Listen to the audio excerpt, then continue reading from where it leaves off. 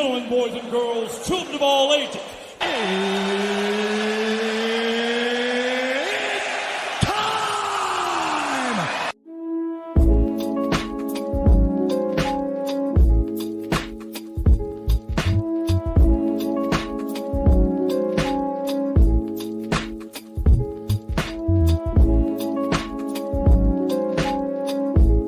Hello, welcome back to my 2 Cents Podcast. I am your host, G2. This is episode 103, which is entitled Outrage SZN. Now, before I get into the topics today, I want to give you guys the National Food Days of the week. Today being December 4th, it is Cookie Day. Tomorrow, December 5th, it is Comfort Food Day. December 6th, Gazpacho Day. December 7th, Cotton Candy Day. December 8th, Brownie Day. December 9th, Pastry Day. And to finish off, December 10th, Lager Day. So please drink responsibly on December 10th. Now, the first topic I want to talk about today is something that happened last week, but it got media coverage this week. And it's talking about the killings that happened over in California. If you don't know, I'm just basically going to give you a quick brief as this comes from ABC News. As it reads, the Catfish murders. Please know your children's online activity. Grieving family, please. A grieving family is pleading with parents to monitor their children's online activity after a former Virginia police officer catfished a 15-year-old girl online and then traveled to her Riverside, California home where he allegedly killed her mother and grandparents. Nobody could imagine this crime happening, especially it just being one day after Thanksgiving. Michelle Blandon, the sister and daughter of the 3 victims, said at a news conference Wednesday. She recalled the family debate they had on Thanksgiving about her mom's brownies. Little did I know that would be the last time my husband and I would see my parents and sister again. She said the next day, when we were out buying Christmas lights for our home, I received a phone call from my parents' neighbor of 22 years. They were best friends. They looked out for each other. She called to tell us that we needed to get there as soon as we could because my parents' house was on fire. She pleaded, parents, please know your children's online activity. Ask questions about what they are doing and whom they are talking to. Anybody can say they're someone else, and you could be in this situation. Catfishing led to the deaths of 3 of the most important people in my life, my mom, my dad, and my sister, she said through tears. Tell our story to help your parenting, not out of fear, but out of example of something that did happen. Riverside police said the suspect, 28-year-old Austin Lee Edwards, met the 15-year-old Riverside girl online through catfishing, where someone pretends to be a different person than they actually are. Police believe Edwards was pretending to be a 17-year-old. Police said they believe Edwards drove from Virginia to California, parked in a neighbor's driveway on Friday, went to the teen's home, and killed her mom and grandparents. Edwards then allegedly took the teen and drove away, according to police. The girl has since been rescued and is not hurt, police said. The murders were discovered on Friday after authorities received a report of a girl who appeared distressed while getting in a car with a man, police said. As officers responded to that report, they received calls of a fire at a nearby house. 3 relatives were found dead in the house from apparent homicides. 69-year-old Mark Wink, his wife, 65-year-old Sherry Wink, and their daughter, 38-year-old Brooke Wink. Authorities believe the fire was initially set after the murders, police said. The relatives were found with their hands bound behind their backs with duct tape. The police chief of Riverside told ABC News the victim's cause of death has not been released, but police don't believe they were shot. It could either be suffocation or maybe some smoke inhalation, which means that the victims took in too much smoke as the fire was basically getting up there and burning the house down. But it's really too early to tell until the coroner's comes out with that report, the chief said. So long story less long, the guy who ended up kidnapping the girl, he ends up getting into a shootout with the police officers on November 25th.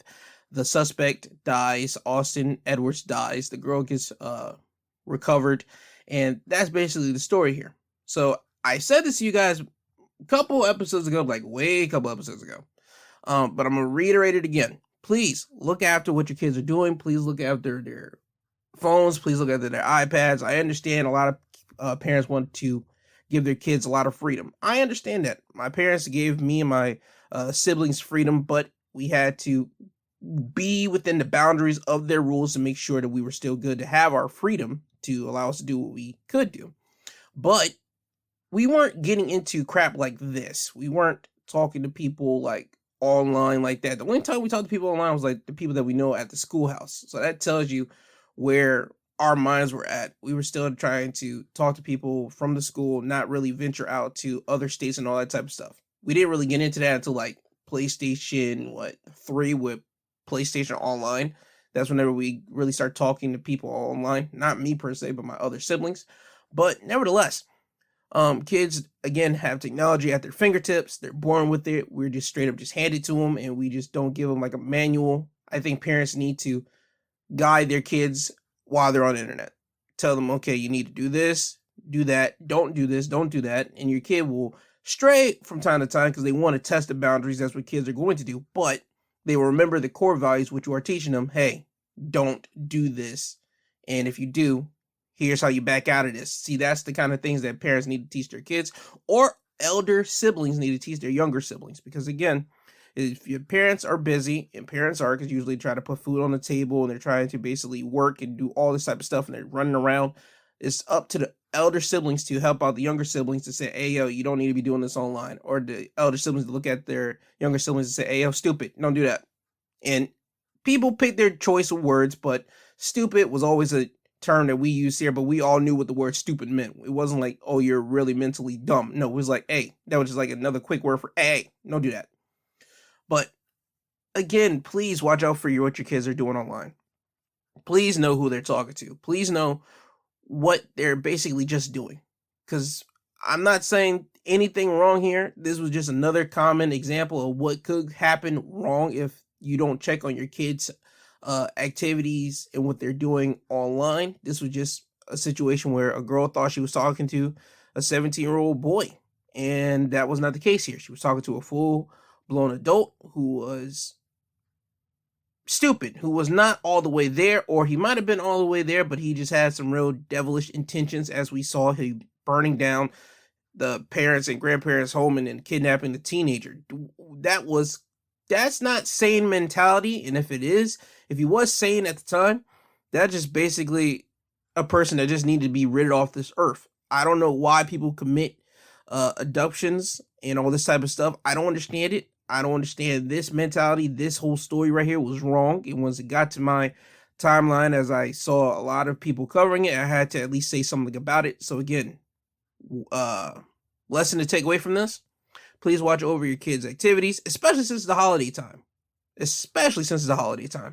You don't know who your kids are talking to. You don't know who they're texting. Or if you haven't gave your kid an iPhone or even any type of technical device, please, now you have that knowledge in your head. When you give this to them, give them a starter course on what type of apps to use, what type of place that they can go on to, and set some boundaries for things that they can do and not do on that certain device on the internet, so your kid will at least know what they should avoid and what they should expect. That's all I'm saying. Just give them a crash course. The same way that people going into colleges, they get like the lesson course. They get like orientation. They get walked around the buildings, and here's this and that. This is what building, this house is this, and this and that. Do that with them with technology once you hand it off to them, especially since they never messed with it before. But again, watch over your kids. Please make sure they're good. Please make sure they're safe. And I want to give my condolences to this lady for losing her parents and grandparents. I am sorry for you. Now off to the next topic, as this comes from TMZ. Uvalde shooting survivors filed $27 billion lawsuit against police and others, claim they fell short. Survivors of the Uvalde school shooting claim the school district, law enforcement, and first responders didn't act fast enough during the massacre, and now they're suing for $27 billion. The class action lawsuit was filed Tuesday in federal court in Austin, Texas, by parents, teachers, and students who say they were present the day of the shooting and are seeking damages for the indelible and forever lasting trauma endured from the horrific shooting. This, according to multiple reports. In the documents, the survivors say law enforcement took 77 minutes to accomplish what they were duty-bound to perfect and perform. According to the lawsuit, the survivors claim that instead of swiftly implementing an organized and concerned response to an active school shooter who had breached the otherwise secured school buildings at Robb Elementary School, the conduct of the 376 law enforcement officials who were on hand for the torturous 77 minutes of law enforcement indecision dysfunction and harm fell exceedingly short of their duty-bound standards. So with that knowledge now being out here, I'm not saying that they're going to get 27 million. I think that the people are going to get some type of money, but 27 billion dollars, they're not getting that. I'm just going to be blunt with it. I think that they're putting their limits to 27 billion, and I think they know they're not going to get 27 billion. So whatever they could get, probably in the millions area, they should be getting, because again, police officers failed this one. I think everybody as a collective could say, without a doubt, if you watch the video, if you watch even highlights of the video that people can just click together, you could tell that police officers had no idea what they were doing here. You might say they were following orders. I believe sometimes, if there's only one shooter in there and you guys have all these vests on you and all this type of stuff, somebody might get shot in the leg or something, but you took that duty as being a police officer. That's kind of your deal. You know what you're up in there for. You might not say, oh, I never thought I was going to actually go into a situation where somebody's going to be shooting at me. Well, you're taking the job of a police officer. What's their job? Your guys are carrying a gun. You guys are going to use a gun. So you don't be surprised if somebody's going to use a gun against you as well. That's kind of part of your job. So I don't think the victims are going to get 27 billion. I don't think the teachers, parents, school officials are going to get that money. I think they're going to get somewhere in the millions.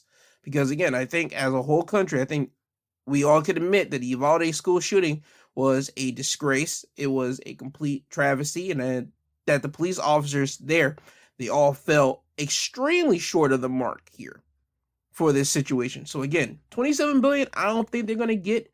However, they will be getting a couple $1 million, but again, I still want to wish the families of the survivors and the victims peace and love, because again, you guys are coming into December. This is December. You guys are going to be doing Christmas this year, and you're doing it without your children that have lost their lives. And for the teachers that did lose their lives, the spouses that lost their spouses to this school shooting this year, you're going into Christmas without them. I mean, it's horrendous, because you will always think about your spouse and your children during the Christmas time, because they didn't get to see this Christmas. They won't be able to see other Christmas. You guys just had to go through Thanksgiving without them. That was probably a hard time. And Christmas being probably the biggest holiday of the year, yeah, you guys are going to be thinking about your loved ones pretty hard. So again, I want to wish, again, the people that have lost children and spouses due to this stupid school shooting, my love and support. And yeah, there's no more I can say about that.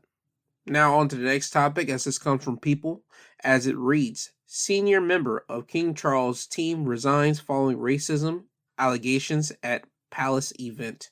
One of King Charles III's top team members at the palace has resigned after claims of racism were made against her by a guest who attended a Buckingham Palace reception to combat violence against women on Tuesday. Domestic abuse activist Ngozi Fulani says she was repeatedly asked racially loaded questions about her heritage and background by the palace aide at the reception, which was hosted by Queen Camilla. In a statement, Buckingham Palace said the member of the royal household has resigned and apologized after unacceptable and deeply regrettable comments were made. Outlining the full conversation on Twitter, Fulani, who was born in Britain and attended the event on behalf of Sister Space, a support group for African and Caribbean women affected by abuse, claimed she was asked questions like, "What nationality are you? Where do you really come from? Where did your people come from? And what part of Africa are you from?"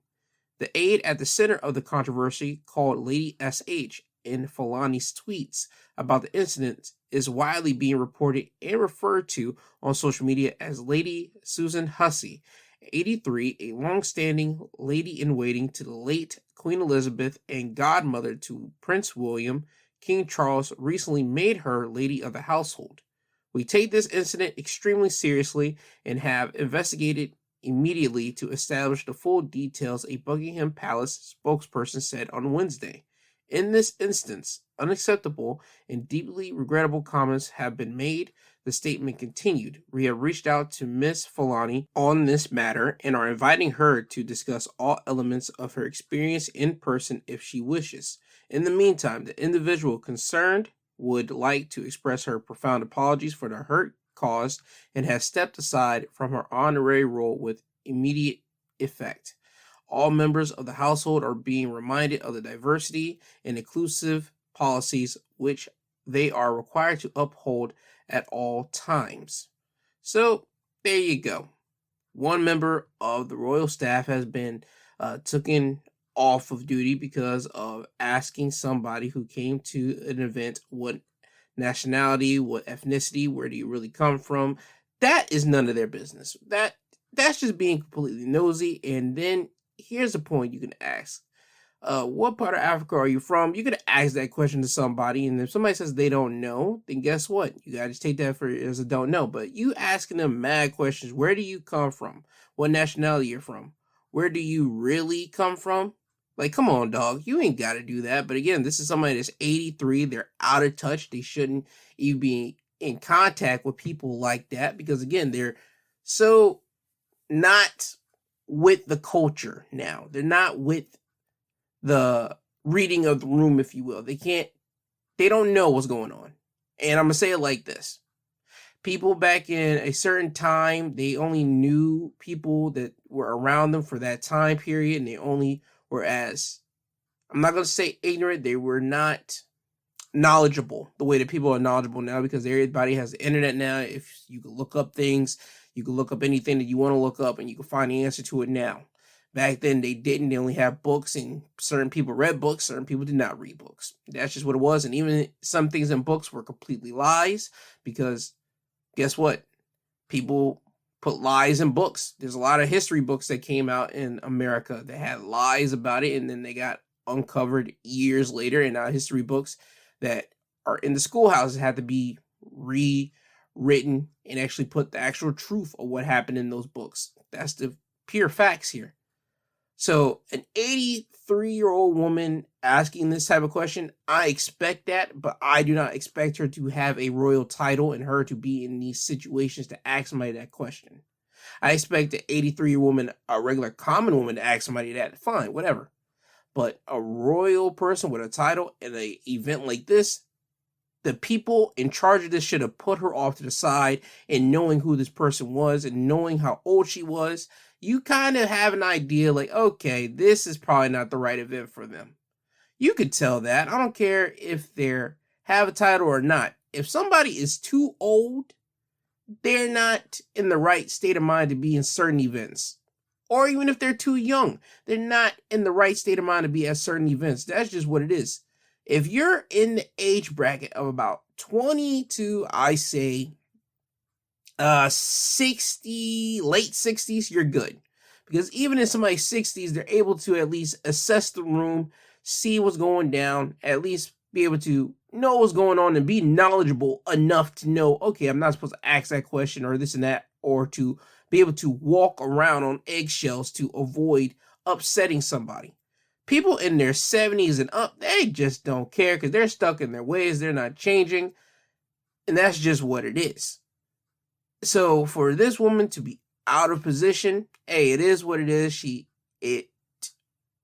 I would say that Buckingham Palace needs to be aware of this. They need to look at how old somebody is that's on their staff that's going to be at these events and decide like, yep, this person is not going to be here. We're going to gank that person off. This person shouldn't be here. Or if we want them here, they only are allowed to speak to people of their age or somebody that's close to their age, because guess what? Then people around that age bracket can at least have some type of experience or some type of common experience that they can at least be bound to and actually have that type of communication with each other to at least get used to each other.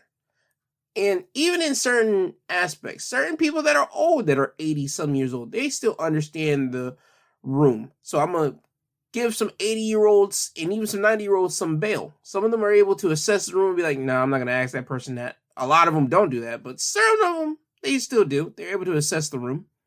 But this one, not so much. So she got taken off duty. She doesn't have a position right now. It is what it is. But also, remember, ladies and gentlemen, it was 2 years ago where the whole Meghan and Harry whole situation, they had to leave England. And remember, they talked about how they had to leave England because somebody in the royal family asked about what their baby was going to look like. And even though that is the most idiotic question of all time, because when you look at Harry and you look at Meghan, by God, you think that that baby's going to turn a milk chocolatey skin complexion. That's not happening like that, which I'm not saying that it couldn't.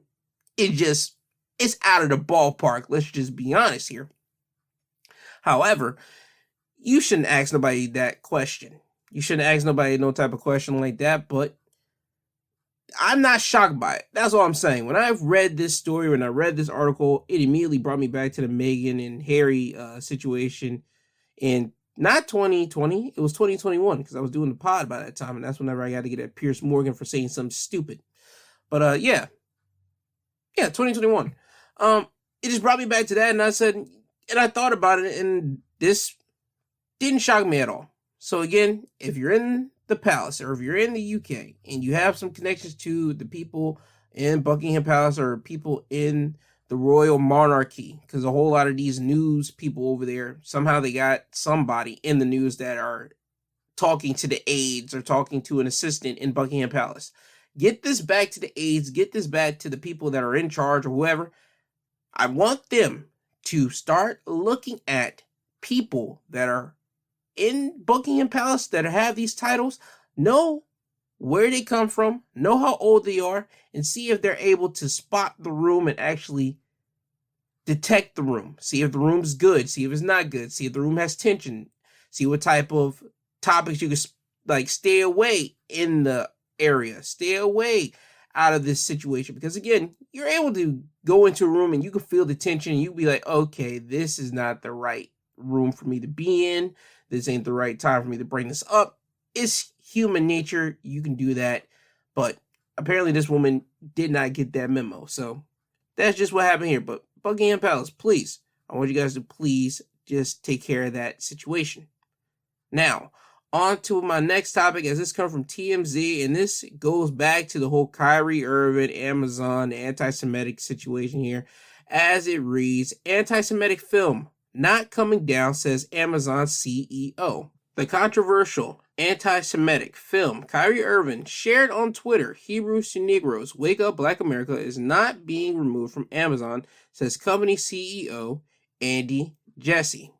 As a retailer of content to hundreds of millions of customers with a lot of different viewpoints, we have to allow access to those viewpoints, even if they are objectionable, and they differ from our particular viewpoints, Jesse says, who is Jewish, at the New York Times Deal Book Summit in New York City. Jesse's comments come in the face of the retail giant facing public backlash for still carrying the book and film on his platforms, which Irving shared last month. The reality is that we have very expansive customer reviews, he continued. For books with a lot of attention, especially public attention, customers do a good job monitoring other people. Jesse told the New York Times it's a slippery slope when deciding what type of content should no longer be sold on the platform, adding instances where violence or pedophilia is being encouraged is more straightforward. Of course, Jesse's comments aren't going to sit well with Jonathan Greenblatt, CEO of the Anti-Defamation League, who publicly campaigned for Amazon to join Barnes & Noble in taking the book/film down. According to the Associated Press, Amazon said they will look into adding a disclaimer on the documentary's page. However, that has yet to happen. So, yeah, as you could tell, Amazon is catching a lot of feedback and a lot of backlash now for still carrying this movie/film.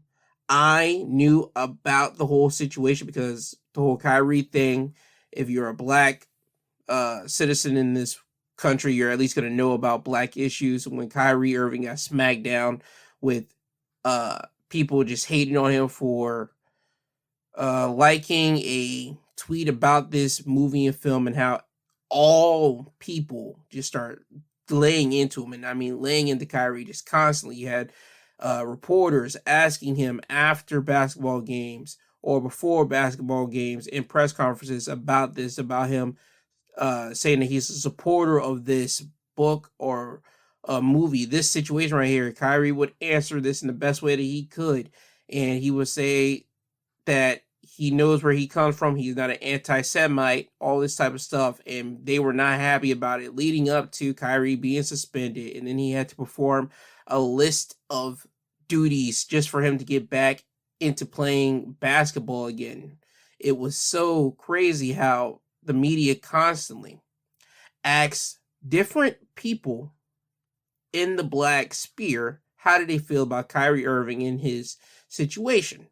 Now, I want to tie in something here that I thought, which was real interesting to me, but I want you guys to hear something from LeBron James, because LeBron James brought up something that I have thought about, and I think I've even said sometimes on this podcast from episodes from time to time, but I think hearing it from a big, high-power, multi-millionaire, about billionaire athlete kind of drives the nail into the coffin for me. But I'm going to allow you guys to hear the clip, and I'm going to expand on it more after you guys hear from LeBron James here. I got one question for you guys before you guys leave. I was thinking when I was on my way over here, I was wondering why I haven't gotten a question from you guys about the Jerry Jones photo. But when the Kyrie thing was going on, you guys were quick to ask us questions about that. Okay. Hold on. And I don't even want you guys to say nothing. When I watched Kyrie talk and he says, I know who I am, but I want to keep the same energy when we're talking about my people and the things that we've been through.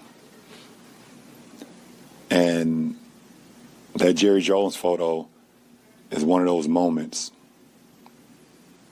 that our people, black people, have been through in America. And I feel like as a black man, as a black athlete, as someone with power and a platform, when we do something wrong or something that people don't agree with, it's on every single tabloid, every single news coverage. It's on the bottom ticker. It's asked about every single day. But it seems like to me that the whole Jerry Jones situation photo, and I know it was years and years ago and we all make mistakes, I get it. But it seemed like it's just been buried under like, oh, it happened. Okay, we just move on. And I was just kind of disappointed that I haven't received that question from you guys. Now, for people that's unaware of what LeBron James is asking the media about, and he's talking about the Jerry Jones photo, here's some backstory about that. On September 9th, 1957, while a sophomore at Arkansas North Little Rock High, a mob of white boys blocked 6 black students from entering the school, and Jones was in the crowd. This was 3 years after the Supreme Court struck down segregated schools. Also in 1957, just across town, Little Rock Central High was grabbing headlines across the country as angry mobs in the state's National Guard put themselves between that school and another cohort of black students, the Little Rock Nine.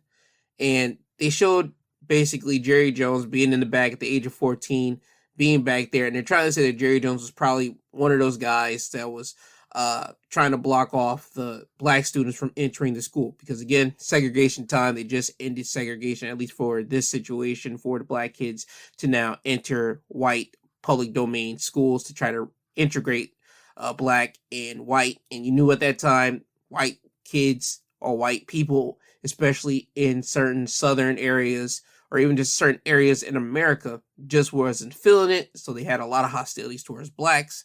It's always been that way, but I digress. That was the photo that ends up emerging about last week or 2 weeks ago.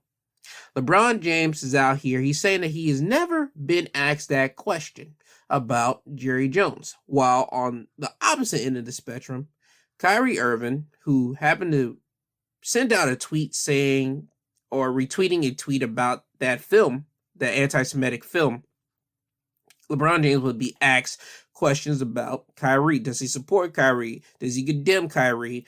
What should Kyrie do? Why would Kyrie do this? Blah, blah, blah, blah. Just questions about Kyrie and that whole situation. LeBron James is the number one sports athlete, I believe, just out there right now, at least in the American, like in the American field. He's the top guy in basketball for sure. For certainty. That's just number one right there. But I believe just for black athletes, I think he's the number one guy that the press goes to, okay? And LeBron is trying to ask the press, why are you guys not asking me this question? Why have you guys not asked me this question yet? You guys were all down my throat, all down other black sports people's throat about the Kyrie thing, but you not asked us about that Jerry Jones photo. And he's right. I have been saying this for some time now, and I've been getting off and on from it whenever the time comes around, and this is one of those times here. I've been saying that this country and black people, we know what the deal is. Come on now. When has the media really ever gotten on certain white folks like that? They only get on white folks for certain things. Pedophilia is one, and they get on them for what? School shootings or shootings in general of mass publics. That's the only time they actually stay on those type of topics and all those type of things. And also like the riot at the Capitol. They stayed on that for weeks, months. They stayed on that, and that's just what it was when it comes down to white individuals. When it comes down to black individuals, they are going to ride and beat black people to death in the media. If you have a big enough name, they're going to ride you out and just chew on you until they get every liquid juice that they can and then spit you out. And they might go back for the bones just because when they got nothing else to talk about, they'll go back to the bones, grab about you, and make sure people understand and remember who you were and what you did. Case in point, every time, and I mean this, every time something happens in black culture, it might have something to do with us. It just gets put out there and it stayed on people for weeks and weeks. Kanye West said what he said about the Jewish community. I mean, you couldn't go anywhere without that just constantly being out there. Constantly on every single news publication. ABC, CBS, CNN, Fox, NBC. Kanye West said this about the Jewish community. Boom, boom, boom, boom. Every single day. And then you have freaking 2020 specials about the Jewish plight in America, how they went through this and how they went through that. That was a thing, and it did for some time. That was a legit thing. Then it went down to Kyrie with the sports world. ESPN, you have people on ESPN talking about that constantly every day. It would be press conferences where black athletes had to answer, and do they support Kyrie? Do they reject Kyrie? What should Kyrie say? How should Kyrie react to this? Blah, blah, blah. It was the same exact thing. Now, on the opposite end of the spectrum, Brett Favre, who took money away from people in need. I don't remember ABC, CBS, CNN, Fox, NBC, ESPN, all of them covering that the way that they did with Kyrie, or the way that they did with the Boston head coach doing whatever he did, which got him suspended. They were on Udoka for a good minute for the sports world. And that was a black man doing that with willing participants. He didn't force them. He didn't do nothing like coerce them like that came out to the public. No, they said that these were willing participants that did this and that with Udoka, and he gets suspended, lambasted, over the fire by the sports world. Just constantly, day in, day out. That was a big talking point. And now, the shoe's on the other foot. Jerry Jones has not been held to the fire like that. And let me say this right now. I understand this. 1957 is an old photo. We don't know if Jerry Jones actually did something. Did he force himself into there to try to hold him back? We have no idea. Jerry Jones says he was 14 around this time.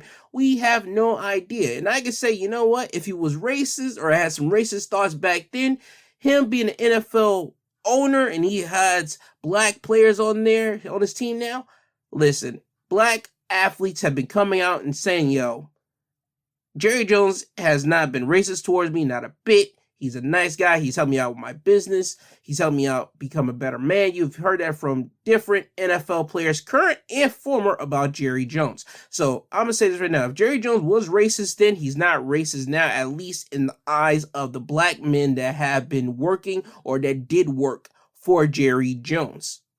Because guess what? Certain people, yo, I don't care who you are. You can hide racism for as much as you want, but there's going to be some eeks and leaks of racism coming out in you. There's somewhere in there if you are racist. Certain people can hide that mask so well, but trust me, there's going to be leaks of it. And there's a whole lot of people that just say that, yo, Jerry Jones has been nice. He's been helpful to me. He's helped me become a man. He's helped me out with my business. And this has all come from black football players and people that worked within that organization. So I'm going to say Jerry Jones, if he was racist at one point, he has completely changed. He's turned himself into a different man. He's an older man. I mean, my man's old. He owns the Dallas Cowboys. Come on now. He's old. So I'm not going to bash Jerry Jones. I'm bashing the media for not getting at questions for Jerry Jones. Ask him what was he doing there. And I mean beat him down the way that they did Kyrie Irving. That is a situation. A photo and a retweet are the same things because it's both a got you moment. It's a got you whenever you retweet something and somebody screenshot it and say, yo, you retweeted that. Why did you retweet that? Or somebody sees your photo. Hold on. You did blackface back in the day. Why did you do blackface? Didn't you know that was this and that? Blah, blah, blah, blah. That type of questions get asked when people do blackface. That has happened. Now, I have not seen people constantly ask Jerry Jones, yo, what the deal is with that. Like I said, he's came out. I know I saw one interview. One person asked him. He said this and that. But even whenever one person asks, guess what? A lot of people are going to ask that exact same question constantly. And guess what? I haven't seen that from a lot of people. I haven't seen it. You could ask Kyrie that question. Kyrie gave you mad answers to that. But guess what? People still jumped on that wagon more and more. It's just a different thing when it comes to blacks and whites in this country. And I want black people to understand this. And I want white people to understand this too. We are all held at a different thing. We're all held at different levels of responsibility, different levels of accountability, different levels of just everything when it comes down to this country with black and white. And I don't mean this to turn this to a bashing of white people or bashing of just people not asking the questions. I just want people to understand this is what's going on and help change what's going down in the media landscape, because it was not fair that all these black athletes had to come out and answer about Kyrie Irving. Yo, dog, that's Kyrie. Yo, get with Kyrie and deal with that. Don't ask me about this. Don't ask me that. That's Kyrie's business. That's this and that, blah, blah, blah. Don't ask me that. You asked every black athlete out here what was up with Kyrie. They all had to answer something to that. Now, it's time for all the freaking NFL coaches. It's time for all the NFL owners to answer that. It's time for Jerry Jones and everybody else just within that. It's time for Roger Goodell to answer that too. It's time for all these people that's in these positions to answer for Jerry Jones' situation. Even though it was mad years ago, give him that type of treatment. Give him that fifth degree that you gave to all these other black athletes with Kyrie. You got to do that now to these owners. You got to do it, because if not, again, it's unfair. And again, I know what it is in this country. I'm not stupid. I'm not crazy. I think every black individual in this country knows what time it is when it comes down to this country. With us and the media, we know what time it is. But just for a big, high power money man like LeBron, who could literally shut down the NBA if he says, yo, I don't want to play basketball today, and the NBA would be like, yo, what? That holds a lot of merit and a lot of weight whenever he says something like that. That has ESPN talking about it the next day. That has all these other sports related like shows talking about this. And they have been talking about it. First Take talked about it. Shannon Sharp and Skip on Undisputed talked about it. A whole lot of other sports like analysts had to speak about this, and they all agreed that, yo, LeBron's right. They haven't been giving Jerry Jones or all these other people the freaking third degree the way that they give all the black athletes the third degree. So again, media, please do better. Do better. This is an instance that you can do better in. If you don't go after Jerry Jones the next time there's some black athlete does something that you guys deem unacceptable, go after that black athlete and that's it. Don't go after every other black athlete to make them either defend or straight up refute that black athlete. Because guess what? It's not their business. It's not their priority to do that. They are only focused with themselves. That's what I'm telling you guys to do. Go after one person. Don't go after a whole people. Just go after one. That's all I'm trying to say here with that. All right? Now, speaking of another situation that needs to be talked about, on to Balenciaga. Balenciaga is suing the production company behind its spring 2023 campaign after paperwork about a Supreme Court ruling on child pornography was identified in one of the images that had children holding up a BDSM style like teddy bear.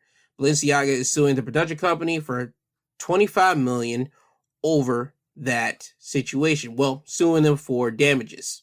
From the production company North 6 Incorporated, set designer Nicholas Desjardins and his company. Balenciaga hired North 6 and Desjardins to develop and produce its spring 2023 campaign, according to the court summons, as it's come from CNN. It said the campaign, which featured actor Nicole Kidman and model Bella Hadid, among others, was meant to replicate a corporate environment with shots staged in a Manhattan office space.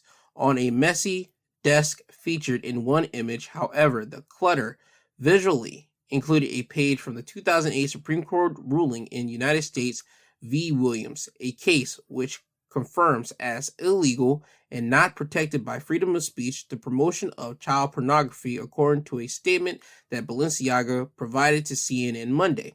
The court documents claims Balenciaga, which is owned by French luxury group Keurig, had no knowledge of and did not authorize the inclusion of this particular piece of paperwork. In a statement to CNN, Balenciaga said all the items included in this shooting were provided by third parties that confirmed in writing that these props were fake office documents.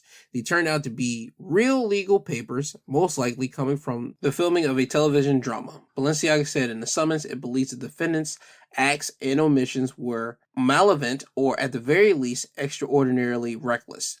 The court filings allege that as a result of the defendant's actions, members of the public, including the news media, have falsely and horrifically associated Balenciaga with the repulsive and deeply disturbing subject of the court decision.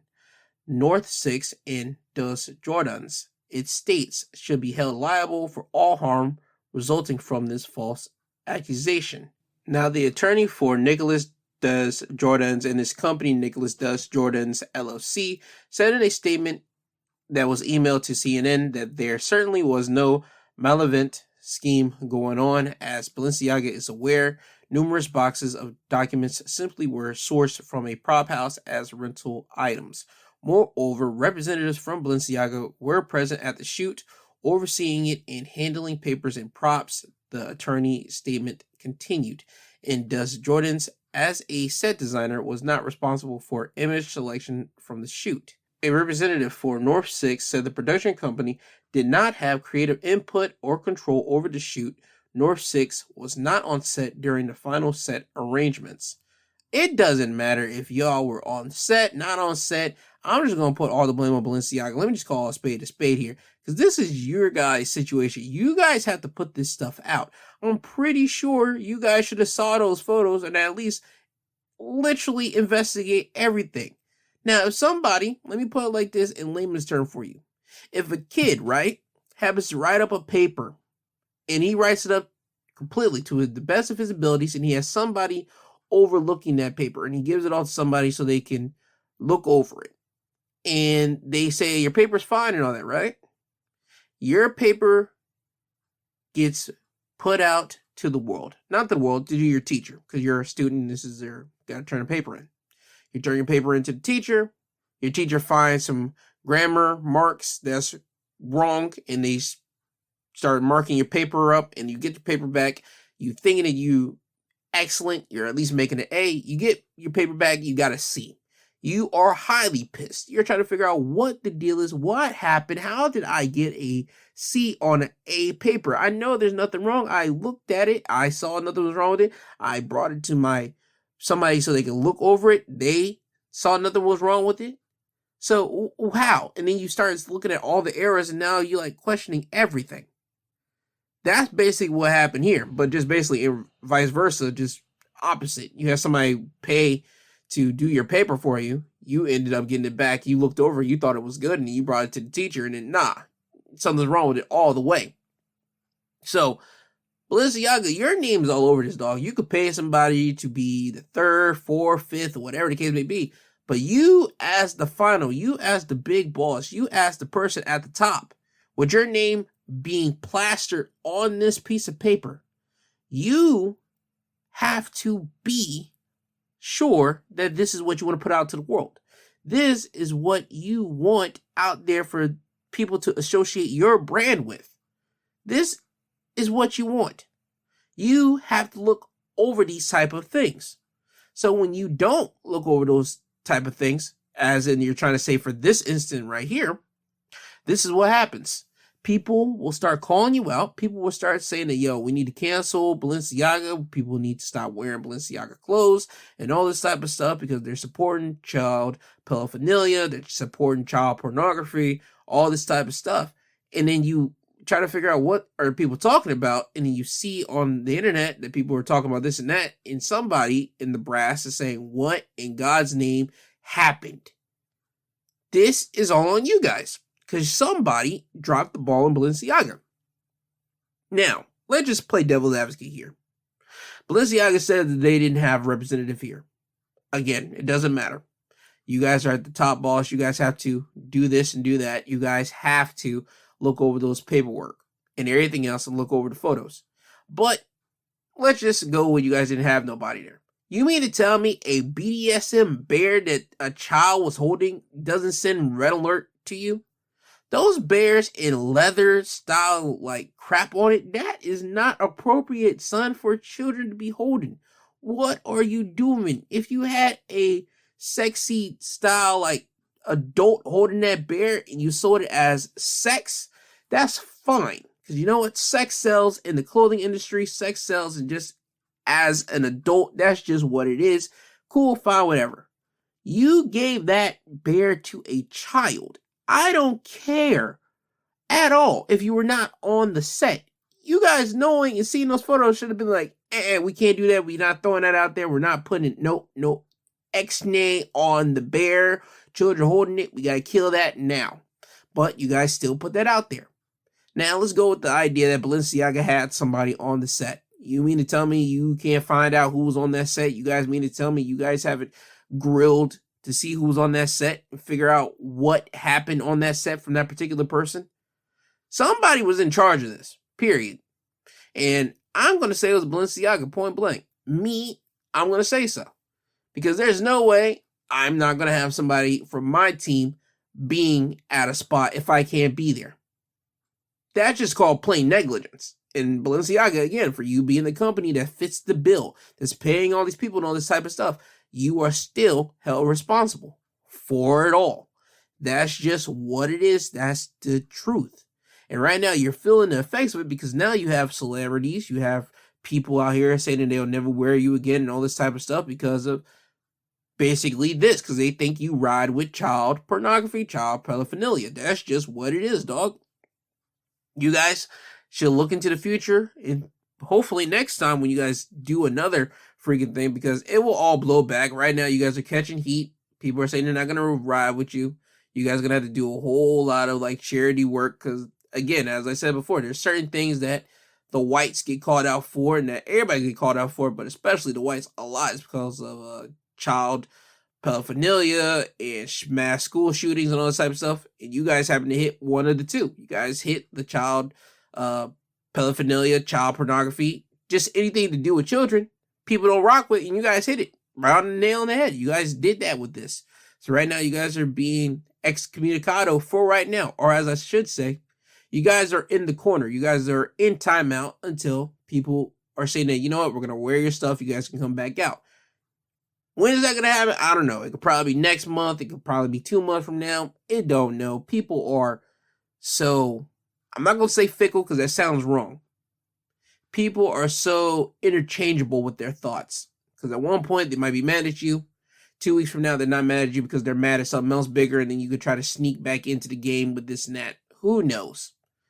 But I know Balenciaga, you guys are taking a couple hits right now. And that's just what it is. You guys got to sit out and just wait this out. Speaking of, Kim Kardashian, she says she's kind of cutting ties with you guys, I believe. She's not going to be like rocking in your stuff. She had to like throw away her clothing for you guys. You guys sent her some stuff. She threw it out because she doesn't want to be with you at the moment. So, again, that's just what it is. I'm not sure if she cut ties with you all the way. That hasn't been like a public statement like, Kim Kardashian cut ties with Balenciaga. It hasn't been that type of situation. But only time will tell. And speaking of Kim and Kanye, they have finally settled on their divorce settlement and all this type of stuff, as it's come from Yahoo News. Kim and Kanye West finally settled on this divorce. Kanye is to pay $200,000 a month in child support. According to People and TMZ, both stars will get equal access to their 4 children. Neither party will get spousal support. However, Ye must pay $200,000 a month to his ex-wife in child support. He will also be responsible for half of the children's educational and security expenses. So that's it. He came out a winner in this, if I'm going to be honest. He came out better than a lot of people would think he would come out. $200,000, especially for California and the way that these high rich people live. He only got paid that in child support, and he has 4 kids with him. That was low, if we're really going to be honest. But congratulations for him. And I say low on the rich scale for what Kanye and all these athletes and all them people type do. For regular people, $200,000, that is a lot of money for them. They blow that because they got security, they got houses to pay, all these type of expensive private schools or even tutors that come to their house so they can teach their kids and nannies and all that type of stuff. $200,000, I believe, in my personal opinion, when you add all that stuff up, especially in their location, it all adds up and they blow through that pretty quickly. But for only him to be paying that a month in child support, and then he only got to pay like half of the children's educational security expenses, Kanye made out nice in this. So I'm glad him and Kim were able to sit down in this. But the real big thing that has to come out of this is that both of them are actually able to spend time with their children, and hopefully they're actually able to be nice to each other so they can be around the kids extracurricular activities that they're involved with, and that the children can at least see mom and dad and actually see them be like, okay, I can spend time with dad, I can spend time with mom. Both of them can spend time with each other and actually be here for me and all this type of stuff. So that's just what it's about at the end, the children. And I'm glad that Kim and Kanye were actually able to take care of this.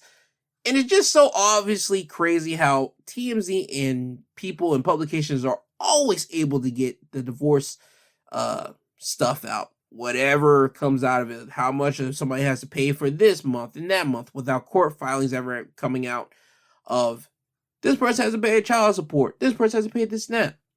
That's the only time I can see where the news outlets would get it. But these two aren't having that type of situation. They just got their divorce stuff situated, and they just got their requirements done. It's always crazy how the media will always get the details about, hey, yo, this type of thing happened here, this type of mess happened here, this is what's going down here and there. But again, it's just weird. It's just weird to me. But hey, man, TMZ, they have paid people everywhere. So they're like the feds. They literally got their ears locked down on everything going down in here in the world. So I'm never ever going to be shocked whenever they find something else out, ever. Now, this just came to me. I forgot about mentioning this when I talked about Kanye here. Kanye, my man, my dog. I don't know who you have around you. I don't know what black person you have around you. I don't know what person that you have around you that actually loves you. But stop. Stop. You're making it hard for people that actually want to see you do good. You're making it hard for people like us to just say, Kanye is our guy still. You're making it extremely hard because what people... Let me backtrack this here. Ladies and gentlemen, I'm talking about Kanye West, formerly known as Kanye West, now known as Ye. And I'm talking about him appearing on Alex Jones' InfoWars. Now, I didn't get to see the whole interview. I saw the internet basically killing Kanye West, and I did not know what they were killing him for. I did not know nothing until I started digging in, and I said, oh, yeah, I don't think nobody can really help Kanye here. And what I'm talking about here is Alex Jones and Kanye had an interview on Alex Jones' platform, InfoWars.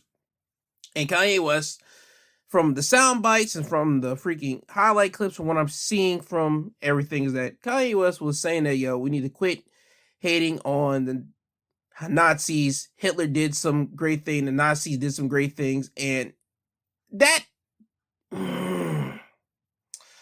I understand the message. Kanye West keeps on saying Jesus is king and all this type of stuff for Christianity. I understand what he means by that. As Christians, you're supposed to give everybody a second chance. Everybody that might have did wrong in their past, they can still do right before they end up dying. We have to give somebody a second chance. And he even said that we need to give Hitler a second chance, the Nazis a second chance, all that type of crap. I could not agree far less. I could not. No. Nah, my guy. Nah. The Nazis, and just like slave owners, they did just ungodly things. What are we talking about here? Khan, no. Stop it. Somebody needs to sit you down. I mean somebody that actually loves you, not somebody that's constantly going to try to parade you like a freaking show pony or a freaking just prize-winning dog that everybody's just going to constantly lambaste and basically talk trash about. No, somebody within your core circle needs to legitimately talk to you. Somebody from your past that you still have with you today. If you do still have somebody with you from your past that known you from the kid in Chicago that got into the car wreck, that lost his mom, that went into the whole everything. The man that went from a broke kid that turned into the millionaire, the billionaire, then back to millionaire, quote unquote, from Forbes here. Somebody that's been with you throughout this whole ride, and you might have a small few of them still there with you. Those small need to tell you, hey, yo, what are you doing? Sit down. Sit down, bruv. This is dumb. You are on a complete collision course down a bad rabbit hole. You need to sit down. You don't need to be doing this. Somebody needs to help you get on your meds. If you are on meds, that's great. If you're not, you need to get some. Because again, you do have some problems. It's not debatable here. It really isn't.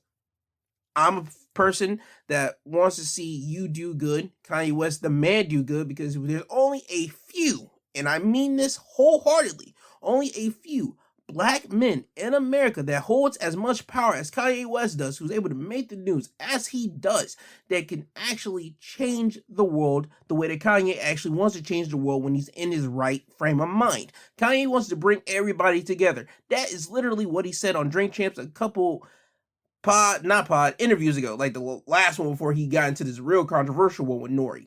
He actually said, I want to bring everybody together. I'm a person that actually could be in multiple rooms, and I can bring the person from Balenciaga, the person from Gap, the person from this and that, and actually bring them together. Kanye wants to bring everybody together, and I understand that that's his big overarching point. However, but by saying that, the Nazis did some good things, we're not going to allow the Jewish media to constantly say this and all that about the Nazis. I actually like Hitler. Yo, dog, no, that completely kills your message right there. Mentioning Nazis, Hitler, that kills your message off top. That's like if a white person said, we got to quit talking about slavery. Slavery actually did some good things for America. Whoa. That kills your message right off top if you start talking about how slavery and all that type of stuff did good for America. If you're trying to bring everybody together the way that your mindset is trying to bring people together. Khan, sit down. And for the people that's around him that actually love him and you're just allowing him to do this, you need to check yourself and actually, what are y'all doing? Because y'all don't really love him like that. You see somebody spiraling that you love, that's going out of control, you at least try to pull them out of that wormhole, pull them out of that spot that they're in, and you actually try to get them back on the right steady path that you see that they're trying to get, but they're constantly going through pitfalls to get to that hole. And to get to the destination, you pull them out. They say, no, we got to pivot. We got to do something else different. This ain't the right way to go about it for the mission that you're trying to create and the stuff that you're trying to achieve. Please, somebody, please help Ye. Please. I guarantee you, if his mother was here, this would not be happening. Because again, Kanye loved his mom so much. And again, I'm speaking from a mother's boy perspective because I am a mother's boy. If I lose my mom today, I don't know what I'll be doing personally. So I know that's exactly what happened to Khan. If his mom was here, this wouldn't be happening. I think Kanye West needs a black mother to sit down and talk to him, literally. Not any other mother, a black mother. That needs to sit down and talk with him and say, yo, what are you doing? You're not doing right. You need to sit down. You need to really check yourself. You really need to get yourself some actual help and all this type of things. People might say, Gerald, you're off the deep end. Kanye ain't that bad. No, dog. Just go to YouTube, type in Kanye West, Alex Jones, InfoWars, and you'll get highlights of what it was, or what the whole conversation was about. You'll get some snippets. It wasn't great. It wasn't good. And you'll hear it and you'll be like, okay, Kanye is truly bugging here. But, again, I want to see Kanye do well. Every black person does. Even though Kanye has said some of the most asinine things from time to time, especially lately, through interviews, he still wants to bring people together. That's his overarching point. But, again, he can do that, but he needs to avoid some of the pitfalls, as in bringing up Hitler, bringing up the Nazis. That's all I'm trying to say here. That's it, Con. That's my criticism to you. Again, if this happens to get back to you, that's great. Because, again, I actually do care about you, bro. Even though I've never met you before a day in my life, I can see someone and I can see exactly what they're trying to achieve. And I know that you have good intentions. I know that you do. But, man, you're just not nailing them. And I know you want to nail them, but, God, you're just not nailing them, bro. Somebody in your core circle needs to pull you out of that wormhole that you're in. Now, before I get you guys out of here, I want to give you guys a quick update on something that I mentioned a couple episodes ago, too, about Ticketmaster and the Taylor Swift whole concert stuff, as this comes from TMZ. They have found out that Taylor Swift fans are looking to sue Ticketmaster over not being able to get Taylor Swift tickets whenever the original pre-sale actually happened. As reported by TMZ, the only people more pissed than Taylor Swift at Ticketmaster are her fans, a couple dozen of whom are now suing because they got shut out of the chaotic pre-sale of her Eras tour.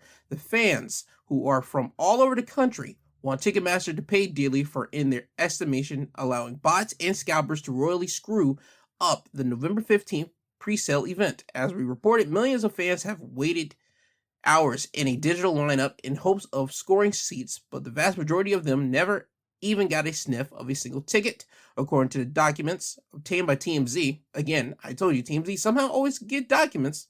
Ticketmaster was supposed to send verified Taylor Swift fans a code on November 14th, which allowed them access to the pre-sale event. But the angry fans says thousands of them either did not get a code or were sent malfunctioning codes, mentioning the codes did not work.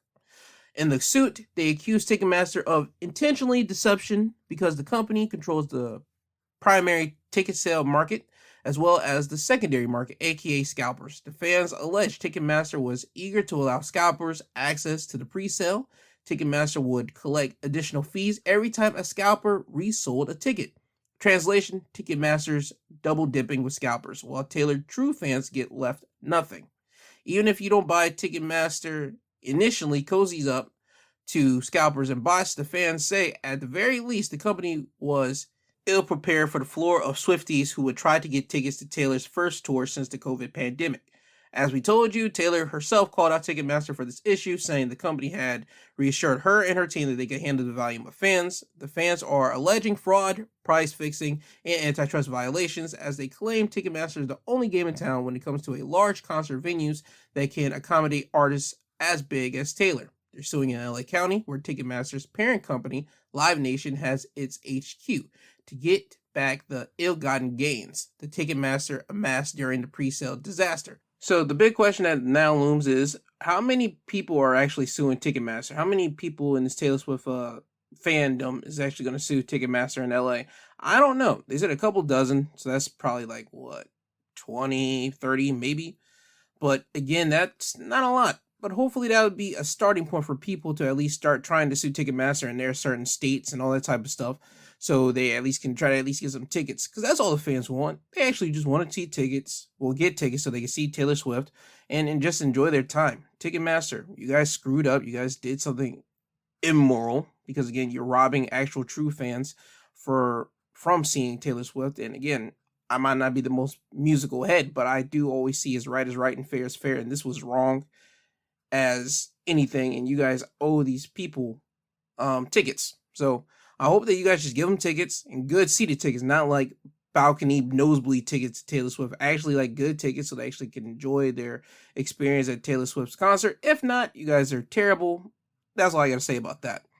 Now, with that being said, oh yeah, by the way, congratulations to TJ Holmes and AB Robach from GMA, the GMA hosts They are apparently together. This whole thing got exposed this week by the Daily Mail. There was photos of them running around, their training and all this type of stuff. But anyway, congratulations to them. You know, with TV personalities, especially with a big high company like ABC, they don't like to have scandals out there. I thought somebody was going to get punished. And again, black men in America, I always go off to the black dude probably going to get punished for this. But no, ABC executives or ABC, like people that work in ABC, have spoke with people in the media, and they said that they will not be punishing them. They're just going to just act like everything is just normal. So again, congratulations to TJ and Amy. Now, with that all being said, I want you guys to have a great Sunday. I hope you guys are going to rest yourself. And for my college fellow college students out there, please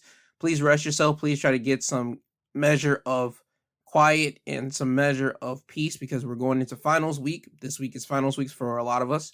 And this is the last finals that we have to do until certain people have to walk across the stage for graduation. I know for me, this is my last finals, and the next week I'll be walking across the stage. So hopefully everything will be well with me, and I will be well. And same thing with all the other college students as well. So with that, I love you all. I thank you. I want to say thank you to Apple Podcasts, Google Podcasts, Podbeam, Audible, all these other podcast stations, because without them, I wouldn't be able to publish and throw this podcast out there. And also to you, the listeners that have downloaded this every single week and just listen to a guy just rant and rave about stuff in the news, and also present you guys with stuff in the news that you guys are probably not aware of. So again, I'd like to say thank you, and always remember, I love you, I love you, I love you. I love you, I love you, I love you. I love you. I thank you all. Please have a good Sunday. Please don't be a dick. Please be courteous to everybody around you. Please be courteous to everybody that's going to be on the road with you this upcoming week as well. So, and also, please, if you feel suicidal, please call the suicide hotline. I have that in the episode description. Please give that number a call, because you don't know who you are affecting when you decide to commit suicide. So please call that number. Now, with that all being said, I love you. Thank you. This has been My 2 Cents Podcast, hosted by G2. He is I, and I am him. I love you. And this isn't goodbye. This is until you hear from the sweet sounding voice again. And with that being said, Kanye, could you please take these people home? I'm tired, you tired, Jesus wept.